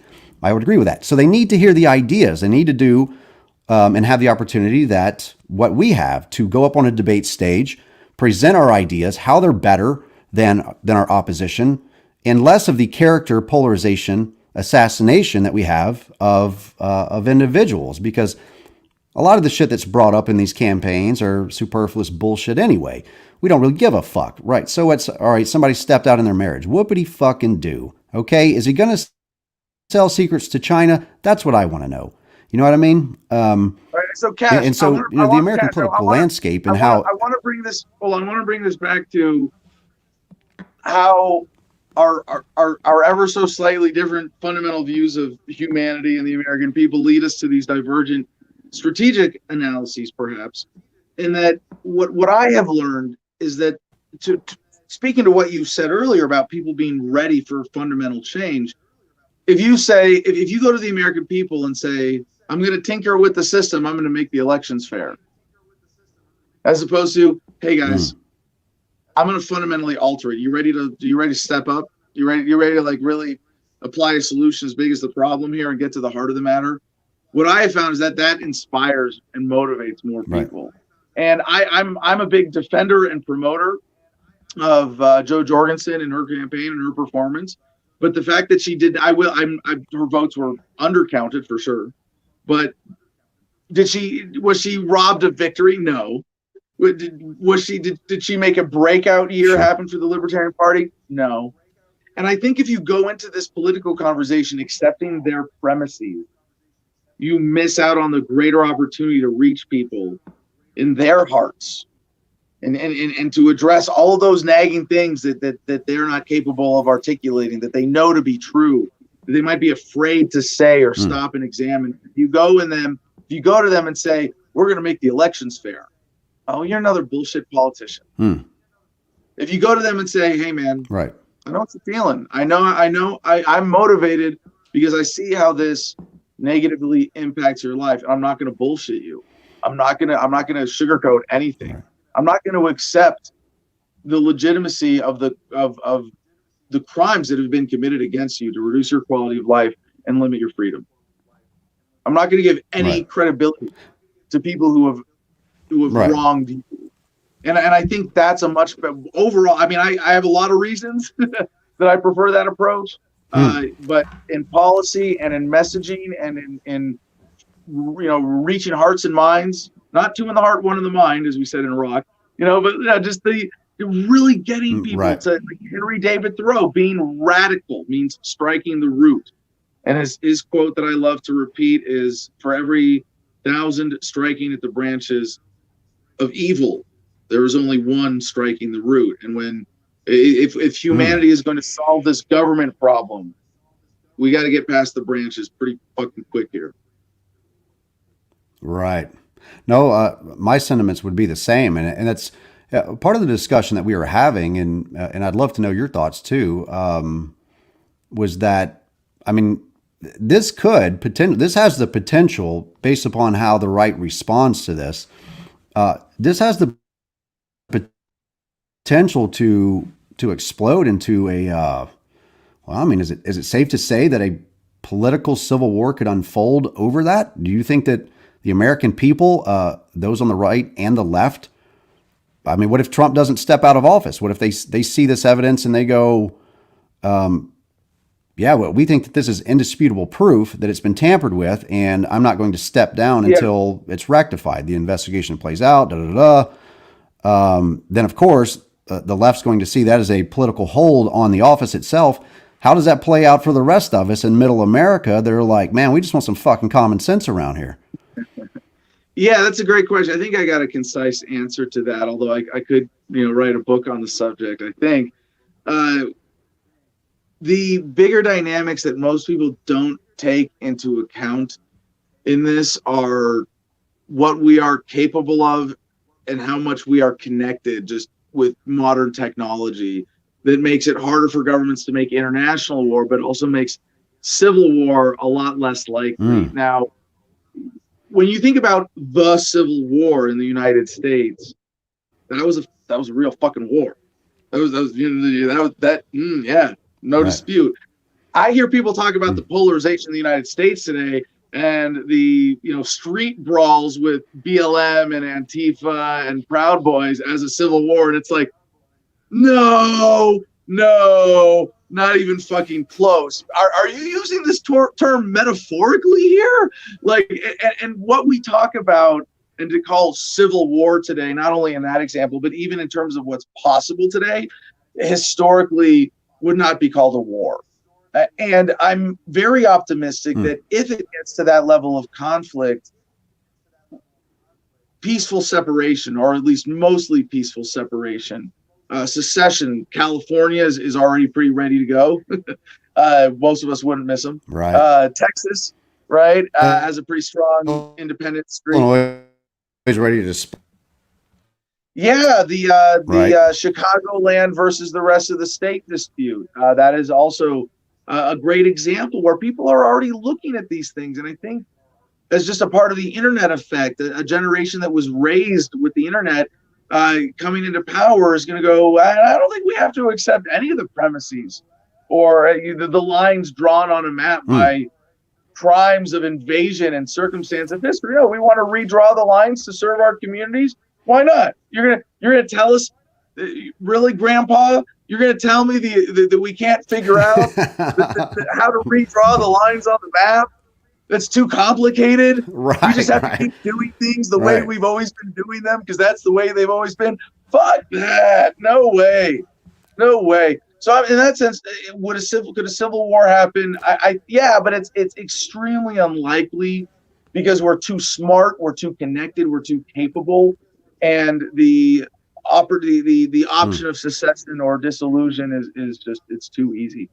So I hope that answers it. But Cash, CJ wanted me to I know you saw our Trump toilet brush, but he wants me to debate you as statist Adam. Adam loves the man. I gotta go find my evil twin.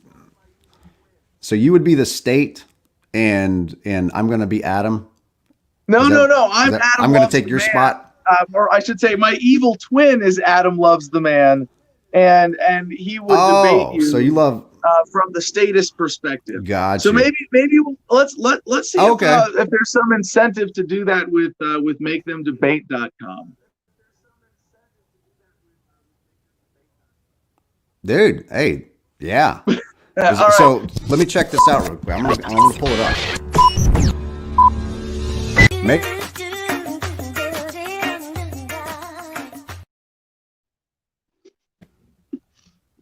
CJ's looking for any opportunity. I thought he was going to play a clip for us. That was it. That was the intro for my evil twin when I wanted to see it. Versus man. So yeah, let's do it. Anyway, Cash, I want to get to some more callers. I know we got a couple more people waiting backstage and some comments. And I have a little bit journalistic responsibility to meet today. But yeah, let's make that debate happen. That's right. Fun. Let's do it. All right. Peace, brother. All right. So we're gonna do at least one more news story because I promised this, and get to some more comments and calls. This is from theguardian.com. I tried the world's first no-kill lab-grown chicken burger. Exclusive at a test restaurant in Israel, the meat is grown in vats behind a glass screen. Could it be a taste of the future? I told you it was coming. Get ready. It's here. And I describe myself as a consumer choice vegan. When I have the choice, I choose to not consume animal products. If someone else makes it for, and this, by the way, this makes me the coolest kind of vegan because I don't have to be a dick about it. If it's there, I'm not against consumption, but the creation of animal products in a way that denies animals their rights, their self-ownership even. To what extent the non-aggression principle applies to them. And the intersection with the technology with the story for me is so exciting because to me it's a furtherance of humanity's march towards a voluntary society, towards ethics. And at one point you could say, and I'm not here to refute the historical case that, oh yeah, humans needed meat for the brain explosion. Okay, fine. I'd say it's unnatural to eat meat. No.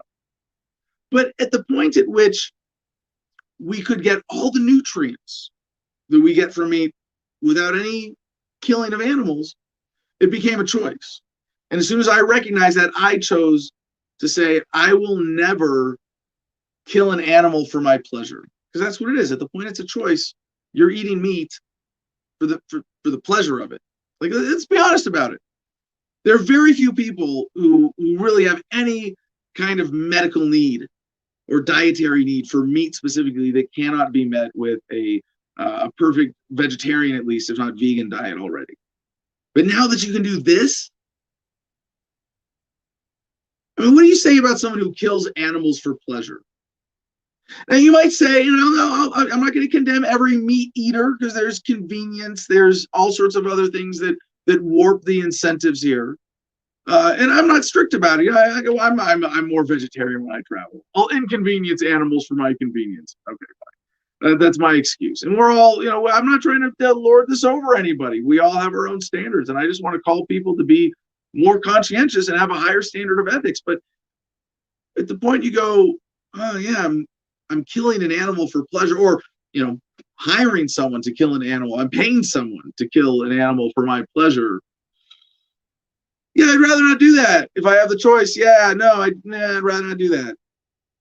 But then when it's choosing to kill an animal when you could get just the same pleasure and nutrition from a synthetic meat product. Now, I'm not saying we're there yet, but this is where we are. This is the cutting edge. This is the application of this technology. But I know that as we got just capable with agriculture, to have a much more varied, nutritious diet from non-meat sources, at least in today's world and most places where you have access to that cornucopia of what modern agriculture is capable of, eating meat is a choice. It is for pleasure, not an essential nutritional choice or need.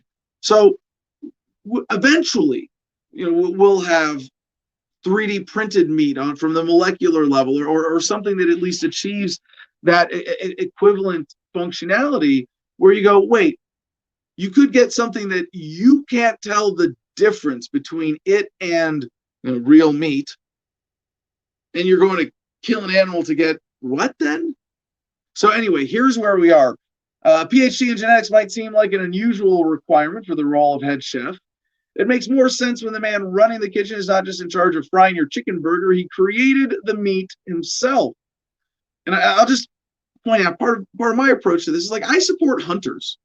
I think if you go and hunt and kill your own animal, and you do it in as humane a way as possible, and you get other values out of that experience, I'm still against it. I choose not to.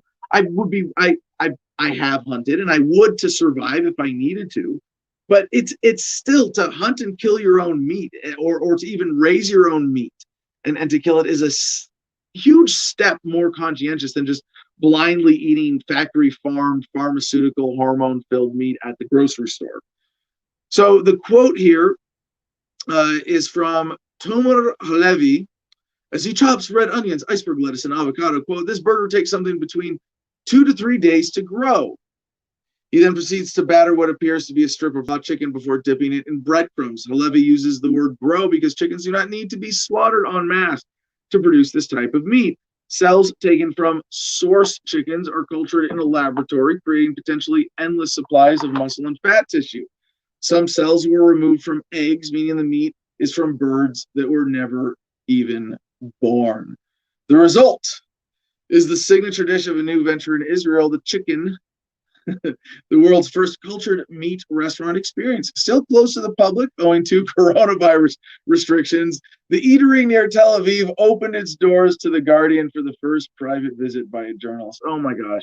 I can't even cover this story without talking about Corona. Yeah, it's touching everything. And it's not Corona. It's the overreaction to it here that is holding back this progress. Imagine, could you tell all these animals, I'm sorry, we just have to kill you because we hadn't figured out synthetic meat, because we didn't just advance the market soon enough, because we let government dictate all of our relevant policies. So yeah, we're just going to keep killing animals longer than we have to en masse, right? Okay.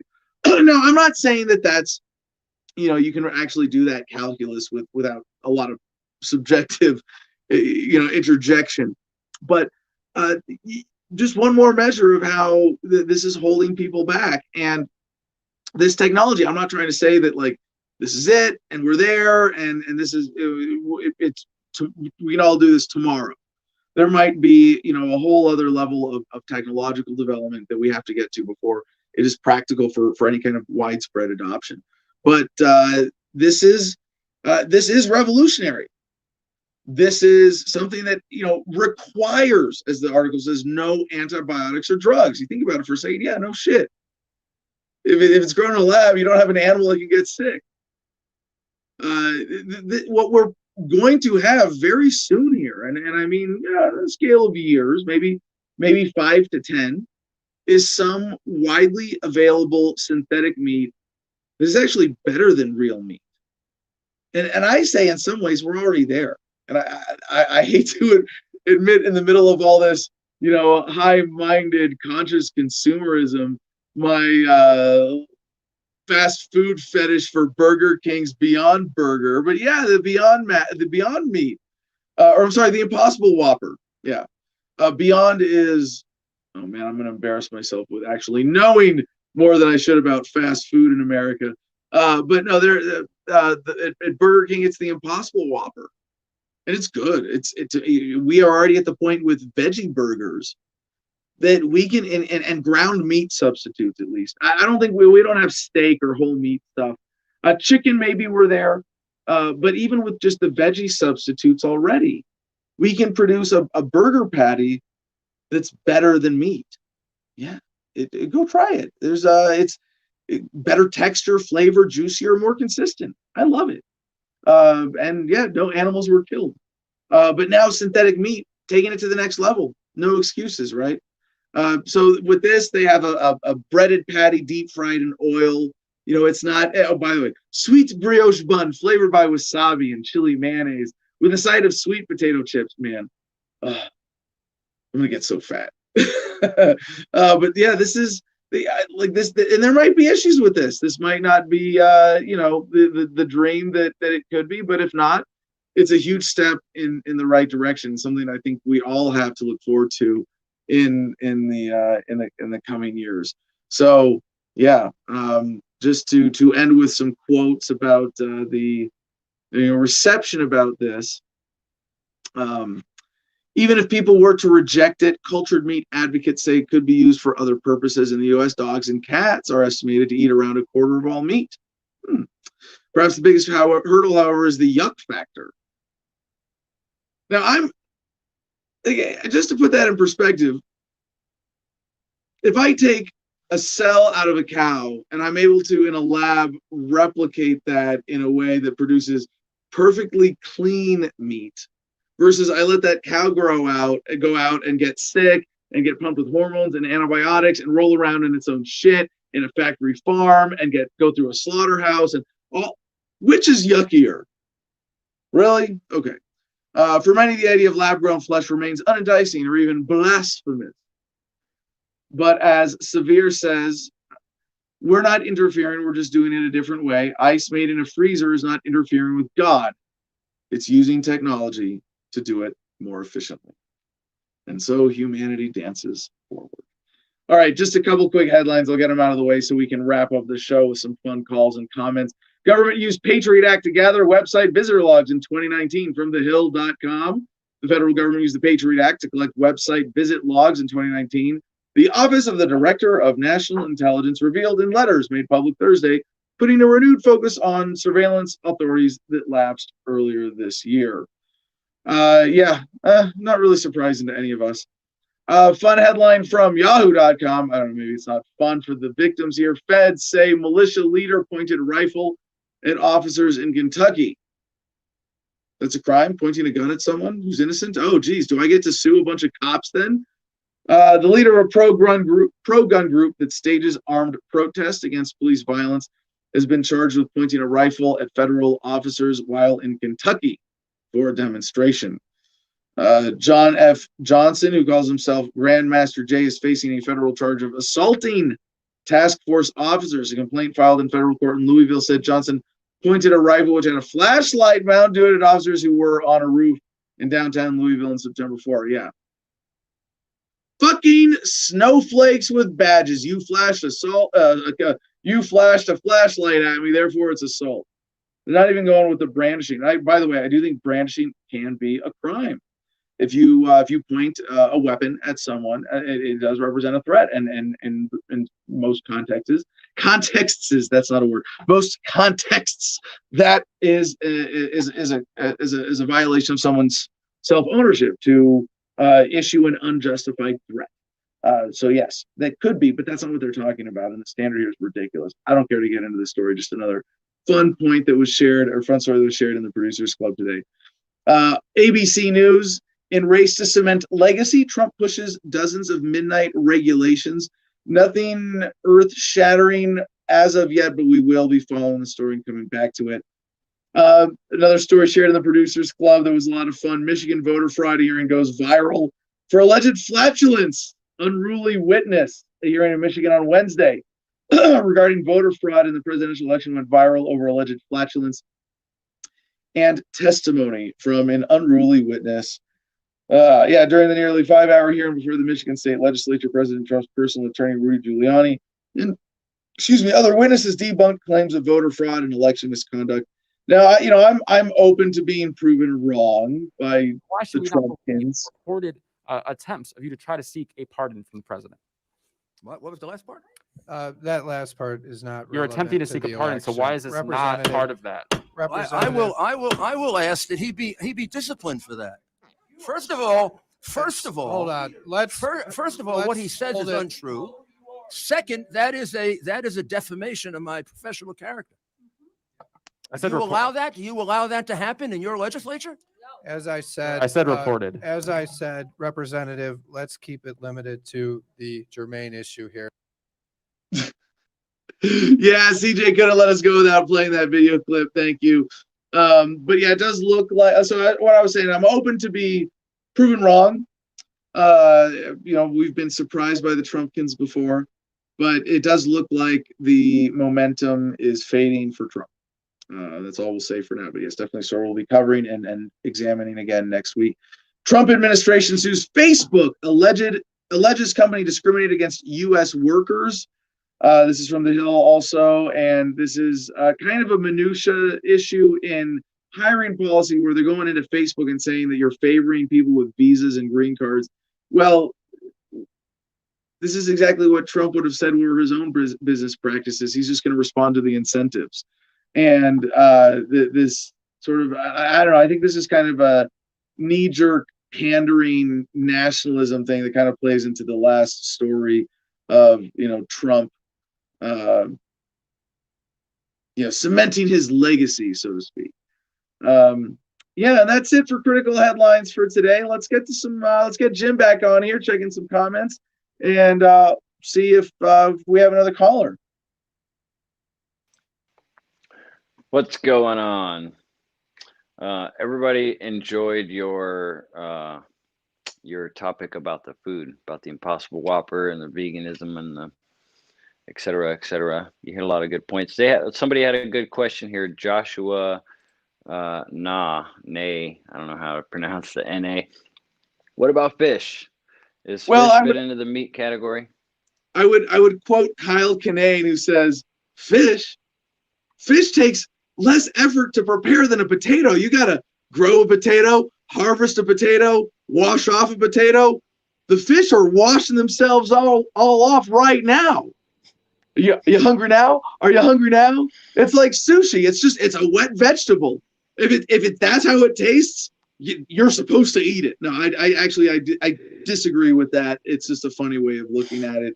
Although I do, in my sort of underlying principles of consumer choice veganism. I say veganish, you know. It's that, well, for example, shellfish are animals. I don't mean all shellfish, but like the actual simple, not like a crab or a shrimp or a lobster that has an eyes and you know can experience, we know can interact with its environment at a certain conscientious level and experience suffering. To me, oysters and scallops and mussels, they're on the same scale as plants. I get it.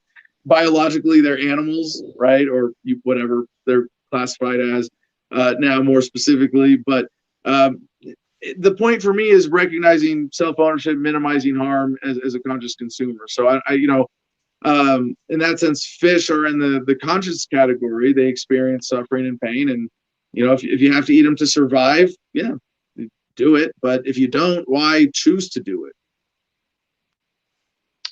Okay, yeah. So fishing for sport is like catch and release. Would that be unnecessary trauma for fish? What do you think about catch and release fishing?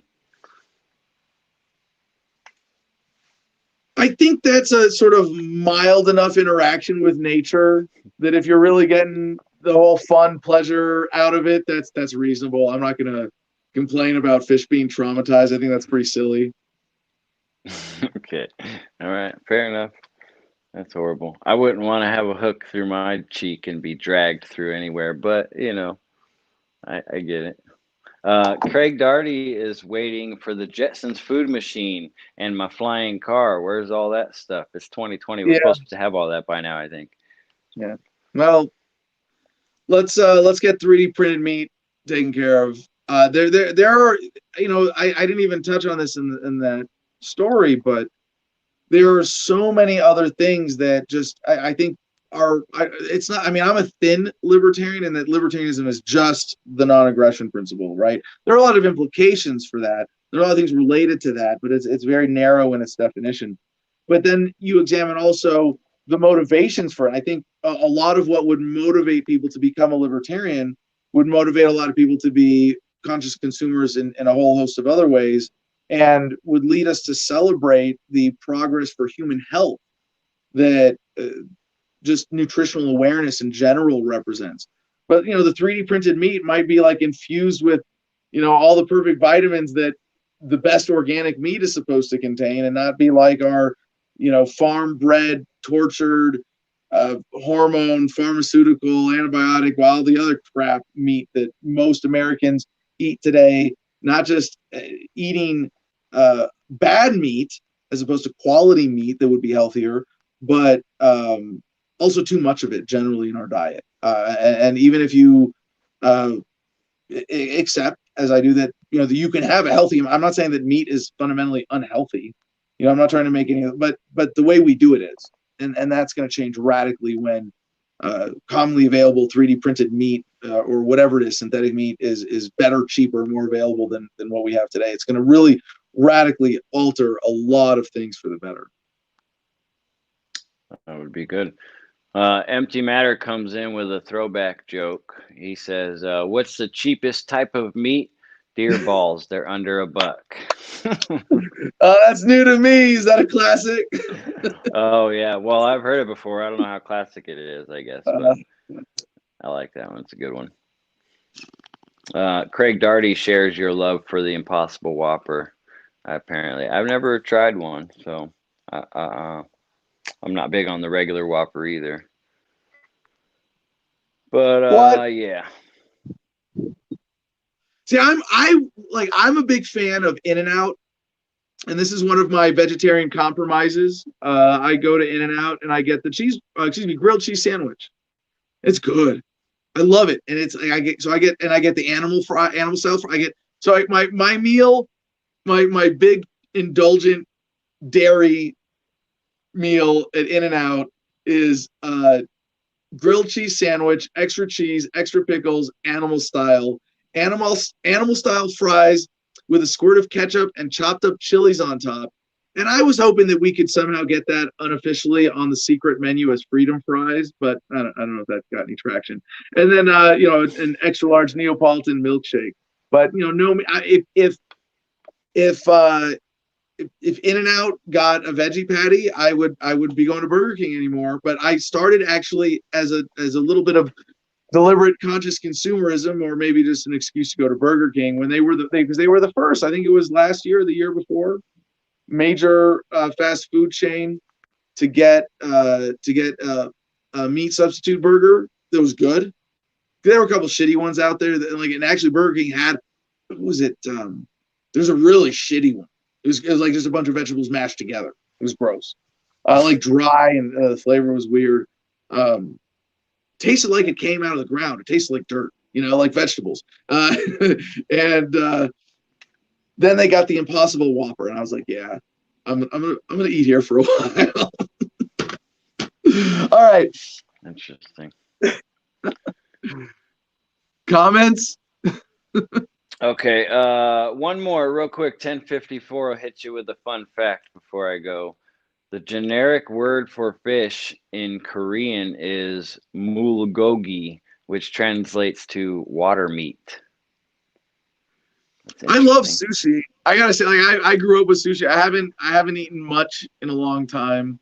I've eaten some as leftovers, but I haven't ordered any. I love sashimi. I miss that. That's one thing I miss about not being veganish. But yeah, when they can make synthetic tuna slices to put wasabi on, oh man, I'm gonna eat that 3 meals a day. All right, well, let's get some good news in our life and close out on time today. What do you say?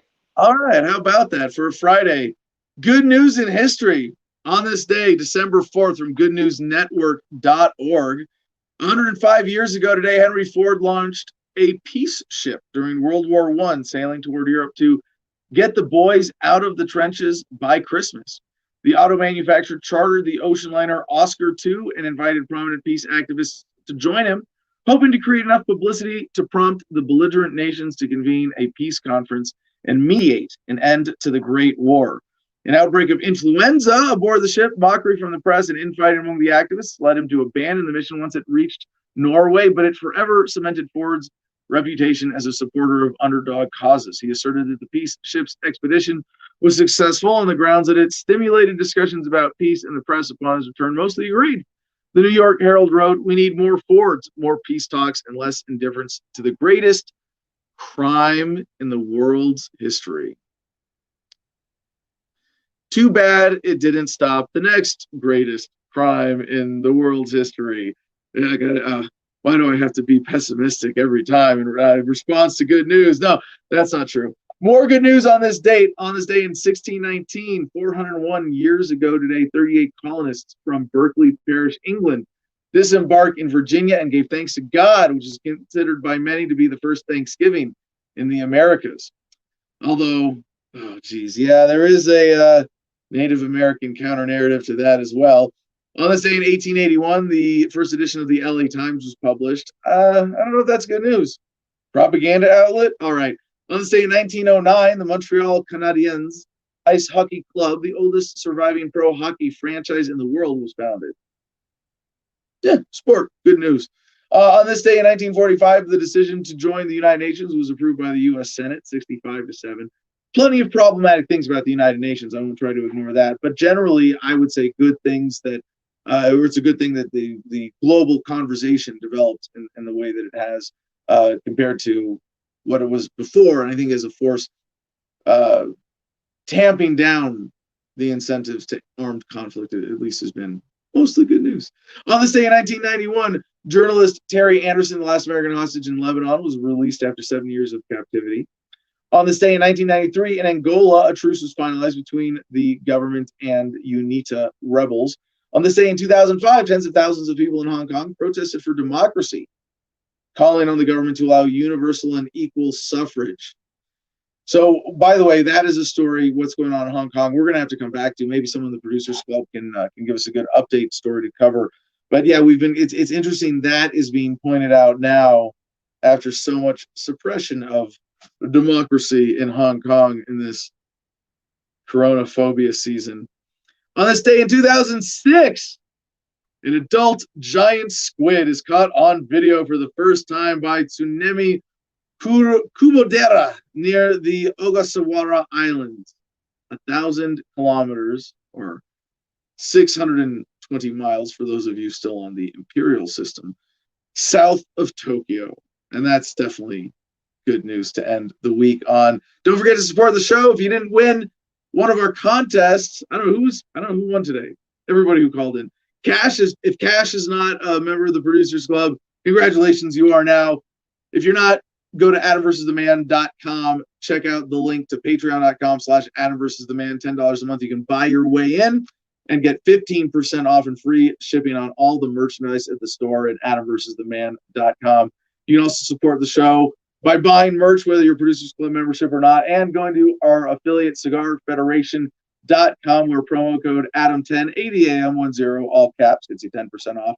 And I hope by now Mercedes has made the Adam Loves the Man versus Cash Jackson debate at makethemdebate.com. So check that out. Everything else, email me, adam@thefreedomline.com. And today we celebrate another historical victory in the war on drugs.